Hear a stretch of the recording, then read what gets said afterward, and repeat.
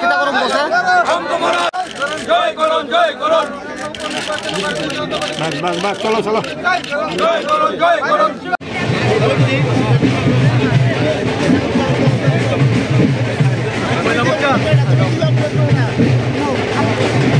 বিধানসভা কেন্দ্রে উপনির্বাচনে বিজেপি প্রার্থী দীপক মজুমদারকে স্বাগত জানালেন এই পদযাত্রার মাঝেই।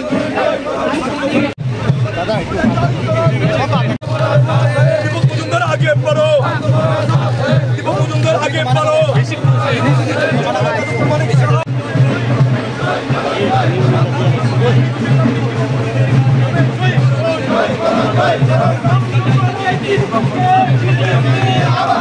রামনগরে জিতবে কে? জয়পুরে জিতবে কে? জিতবে কে? জনগণ কইতাছে, জনগণ কইতাছে, জয়পুর কইতাছে, রাজনগর কইতাছে, বলছে মানিক সাহা জিন্দাবাদ, মানিক সাহা আগে পড়ো, জননেতা মানিক সাহা আগে পড়ো, মুখ্যমন্ত্রী মানিক সাহা আগে পড়ো।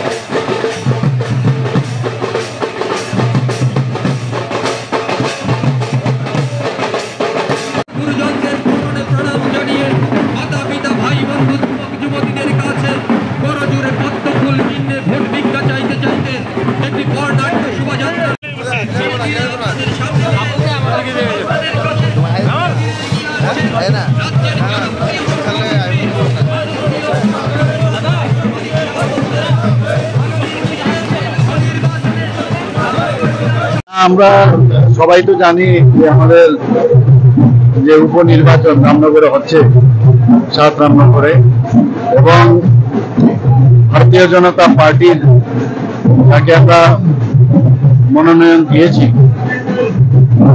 এই শুধু অত্র এলাকায় নয়, সমস্ত ত্রিপুরাবাসী জানে কিরকম সজ্জন ব্যক্তি এবং কাজের ব্যক্তি।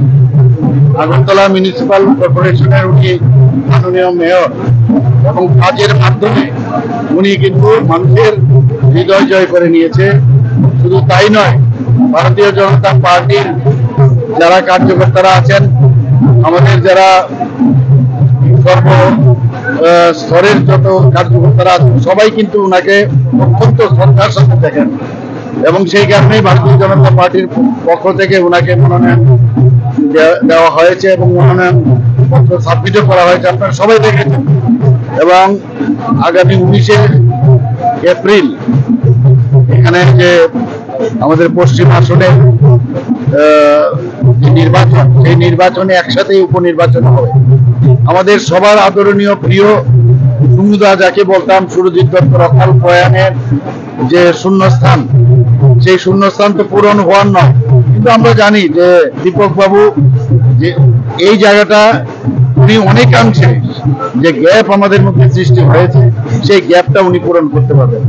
আজকে গতকালও এখানে একটা নির্বাচনী সভা হয়েছে, সেখানে আপনারা দেখেছেন এখানে বেশ মাইনরিটি সম্প্রদায়ের লোকেরা এখানে বাস করেন, এবং তারাও কিন্তু উনাকে সমর্থন জানাচ্ছেন। প্রচুর পরিমাণে লোক এসে আজকে আমরা এখানে এসেছি।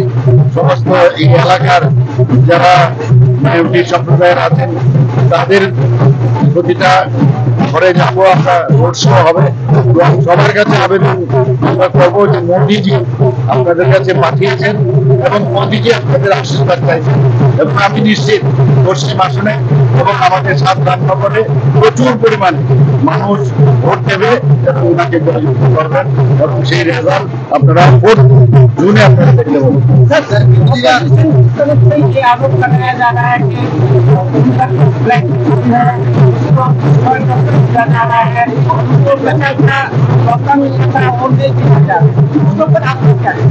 उनके पास कोई इशू है नहीं अभी, खाली कांग्रेस भवन में या सीपीएम का भवन में, और सीपीएम का लीडर जो है कांग्रेस भवन में पहुंच जाते हैं, और सीपीएम का लीडर कांग्रेस का लीडर सीपीएम का भवन उनका जो ऑफिस है वहां पहुंच जाते हैं और बैठे बैठे खाली आप लोगों को बुलाते हैं और वहां पर अपना खाली प्रेस कॉन्फ्रेंस ही करते रहते हैं। और कहाँ से उनका फेस्टून और ये सब कहाँ से लगाएंगे, उनका फेस्टून में क्या लेके जाएंगे, क्या बताएंगे?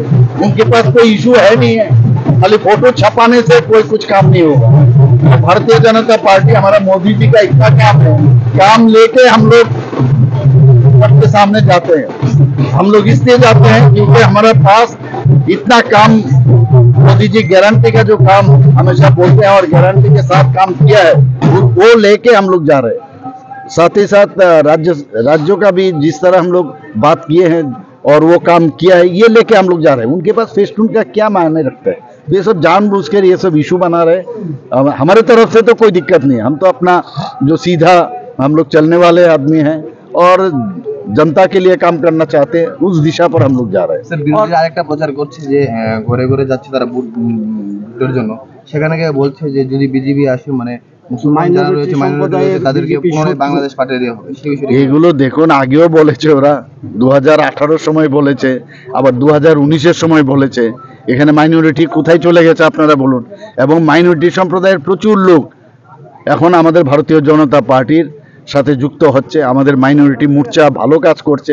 সব মানুষ বুঝতে পারছে যে সবকা সাথ সবকা বিকাশ, বিশ্বাস আর প্রয়াস, সেটা একমাত্র মোদিজি রাখতে পারবে। এর আগে তো তাছাড়া এই মাইনরিটি সম্প্রদায়ের অনুন্নয়ই ছিল এতদিন ধরে, ওদেরকে গরিব বানিয়ে রাখা হয়েছিল, ভোট বাক্সে পরিণত করেছিল ওরা। কিন্তু এখন কিন্তু আমরা যেটা মোদিজি বারবার বলছেন, সব সম্প্রদায়কে আমরা নিয়ে আমরা যাতে ডেভেলপ করতে পারি, তাদের আর্থসামাজিক উন্নয়ন করতে পারি, সেই দিশায় বিভিন্ন স্কিম আছে। এদেরকে প্রি মেট্রিক, পোস্ট মেট্রিক যারা ছেলে মেয়েরা আছে তাদের পড়াশোনার জন্য সেখানে আমরা সেইভাবে অনুদান দেওয়া হচ্ছে। ওনারা সামনের দিকে যাতে এগিয়ে যেতে পারে তার জন্য মোদিজি বহু স্কিম করেছে, আমরাও প্রচুর স্কিম করেছি। তাহলে এইগুলো বলে লাভ হবে না। এবং মোদিজির আজকে G20-তে আপনারা দেখেছেন সমস্ত জায়গায় যেখানে আমাদের মুসলিম কান্ট্রিগুলো, সেখানেও মোদিজিকে সবাই সাদরে আহ্বান জানাচ্ছেন, সাদরে ওনাকে সম্মান দিচ্ছেন, আপনারা দেখছেন। তো এইগুলো বলে কোনো কাজের কাজ কিচ্ছু হবে না। আর মানুষ বুঝে গেছে যে মোদিজি একমাত্র দেশকে রক্ষা করতে পারবে, ধর্মীয় স্থানগুলো রক্ষা করতে পারবে এবং আর্থসামাজিক উন্নয়ন করতে পারবে, সেই দিশায় আমাদের কাজ করছে। এইসব বলে কিছু কাজের কাজ কিচ্ছু হবে না, এতটুকু আমি বলতে পারি।